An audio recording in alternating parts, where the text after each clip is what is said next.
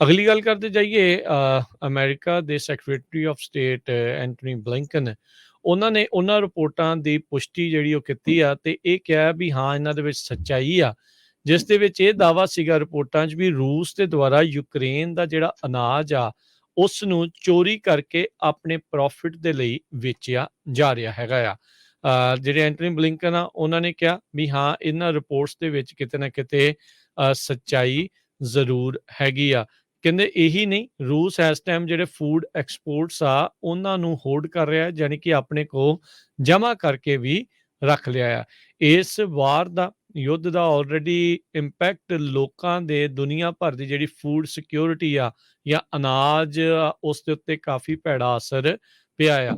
Ukraine ਦੁਨੀਆ ਭਰ ਦੇ ਵਿੱਚ ਬ੍ਰੈਡ ਬਾਸਕਟ ਦੇ ਵਜੋਂ ਜਿਹੜਾ ਉਹ ਜਾਣਿਆ ਜਾਂਦਾ। ਇੱਥੇ ਜਿਹੜੀ ਕਣਕ ਆ ਉਸ ਦੀ ਪੈਦਾਵਾਰ ਕਾਫੀ ਹੁੰਦੀ ਆ। ਸੋ ਹੁਣ ਰੂਸ ਨੇ ਮੁਲਕ ਦੇ ਉੱਤੇ ਕਬਜ਼ਾ ਕਰਨ ਦੇ ਨਾਲ ਉਹਨਾਂ ਦੇ ਅਨਾਜ ਭੰਡਾਰਾਂ ਦੇ ਉੱਤੇ ਵੀ ਕਬਜ਼ਾ ਕਰਨਾ ਸ਼ੁਰੂ ਕਰ ਦਿੱਤਾ ਹੈ ਤੇ ਆਪਣੇ ਮੁਨਾਫੇ ਦੇ ਲਈ ਉਹਨਾਂ ਨੂੰ ਉਹ ਵੇਚ ਰਿਹਾ ਆ। ਜੀ ਅਗਲੀ ਗੱਲ ਕਰਦੇ ਜਾਈਏ ਅਮਰੀਕਾ ਦੇ secretary of state Antony Blinken ਨੇ ਉਹਨਾਂ ਰਿਪੋਰਟਾਂ ਦੀ ਪੁਸ਼ਟੀ ਜਿਹੜੀ ਉਹ ਕੀਤੀ ਆ ਤੇ ਇਹ ਕਿਹਾ ਵੀ ਹਾਂ ਇਹਨਾਂ ਦੇ ਵਿੱਚ ਸੱਚਾਈ ਆ, ਜਿਸ ਦੇ ਵਿੱਚ ਇਹ ਦਾਅਵਾ ਸੀਗਾ ਰਿਪੋਰਟਾਂ 'ਚ ਵੀ ਰੂਸ ਦੇ ਦੁਆਰਾ ਯੂਕਰੇਨ ਦਾ ਜਿਹੜਾ ਅਨਾਜ ਆ ਉਸ ਨੂੰ ਚੋਰੀ ਕਰਕੇ ਆਪਣੇ ਪ੍ਰੋਫਿਟ ਦੇ ਲਈ ਵੇਚਿਆ ਜਾ ਰਿਹਾ ਹੈਗਾ ਆ। ਜਿਹੜੇ ਐਂਟਨੀ ਬਲਿੰਕਨ ਆ ਉਹਨਾਂ ਨੇ ਕਿਹਾ ਵੀ ਹਾਂ ਇਹਨਾਂ ਰਿਪੋਰਟਸ ਦੇ ਵਿੱਚ ਕਿਤੇ ਨਾ ਕਿਤੇ ਸੱਚਾਈ ਜ਼ਰੂਰ ਹੈਗੀ ਆ। ਕਹਿੰਦੇ ਇਹੀ ਨਹੀਂ, ਰੂਸ ਇਸ ਟਾਈਮ ਜਿਹੜੇ ਫੂਡ ਐਕਸਪੋਰਟਸ ਆ ਉਹਨਾਂ ਨੂੰ ਹੋਲਡ ਕਰ ਰਿਹਾ, ਯਾਨੀ ਕਿ ਆਪਣੇ ਕੋਲ ਜਮ੍ਹਾਂ ਕਰਕੇ ਵੀ ਰੱਖ ਲਿਆ ਆ। ਇਸ ਵਾਰ ਦਾ ਯੁੱਧ ਦਾ ਆਲਰੇਡੀ ਇੰਪੈਕਟ ਲੋਕਾਂ ਦੇ ਦੁਨੀਆ ਭਰ ਦੀ ਜਿਹੜੀ ਫੂਡ ਸਿਕਿਉਰਿਟੀ ਆ ਜਾਂ ਅਨਾਜ ਆ, ਉਸ ਦੇ ਉੱਤੇ ਕਾਫੀ ਭੈੜਾ ਅਸਰ ਪਿਆ ਆ।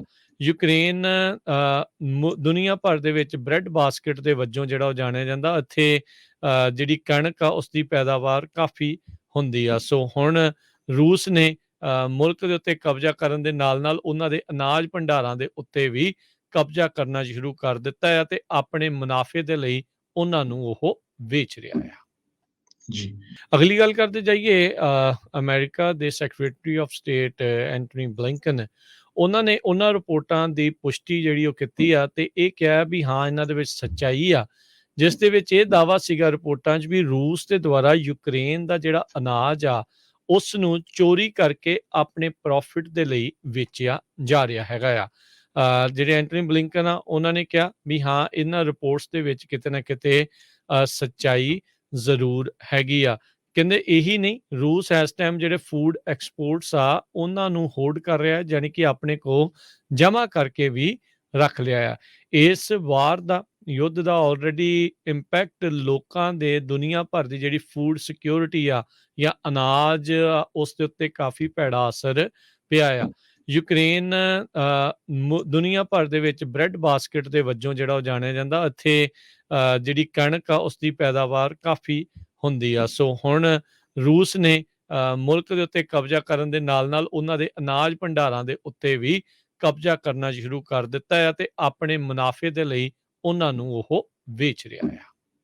ਜੀ ਅਗਲੀ ਗੱਲ ਕਰਦੇ ਜਾਈਏ ਅਮਰੀਕਾ ਦੇ secretary of state Antony Blinken ਨੇ ਉਹਨਾਂ ਰਿਪੋਰਟਾਂ ਦੀ ਪੁਸ਼ਟੀ ਜਿਹੜੀ ਉਹ ਕੀਤੀ ਆ ਤੇ ਇਹ ਕਿਹਾ ਵੀ ਹਾਂ ਇਹਨਾਂ ਦੇ ਵਿੱਚ ਸੱਚਾਈ ਆ, ਜਿਸ ਦੇ ਵਿੱਚ ਇਹ ਦਾਅਵਾ ਸੀਗਾ ਰਿਪੋਰਟਾਂ 'ਚ ਵੀ ਰੂਸ ਦੇ ਦੁਆਰਾ ਯੂਕਰੇਨ ਦਾ ਜਿਹੜਾ ਅਨਾਜ ਆ ਉਸ ਨੂੰ ਚੋਰੀ ਕਰਕੇ ਆਪਣੇ ਪ੍ਰੋਫਿਟ ਦੇ ਲਈ ਵੇਚਿਆ ਜਾ ਰਿਹਾ ਹੈਗਾ ਆ।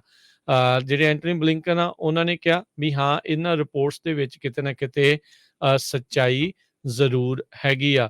ਕਹਿੰਦੇ ਇਹੀ ਨਹੀਂ, ਰੂਸ ਇਸ ਟਾਈਮ ਜਿਹੜੇ ਫੂਡ ਐਕਸਪੋਰਟਸ ਆ ਉਹਨਾਂ ਨੂੰ ਹੋਲਡ ਕਰ ਰਿਹਾ, ਯਾਨੀ ਕਿ ਆਪਣੇ ਕੋਲ ਜਮ੍ਹਾਂ ਕਰਕੇ ਵੀ ਰੱਖ ਲਿਆ ਆ। ਇਸ ਵਾਰ ਦਾ ਯੁੱਧ ਦਾ ਆਲਰੇਡੀ ਇੰਪੈਕਟ ਲੋਕਾਂ ਦੇ ਦੁਨੀਆ ਭਰ ਦੀ ਜਿਹੜੀ ਫੂਡ ਸਿਕਿਉਰਿਟੀ ਆ ਜਾਂ ਅਨਾਜ ਆ, ਉਸ ਦੇ ਉੱਤੇ ਕਾਫੀ ਭੈੜਾ ਅਸਰ ਪਿਆ ਆ।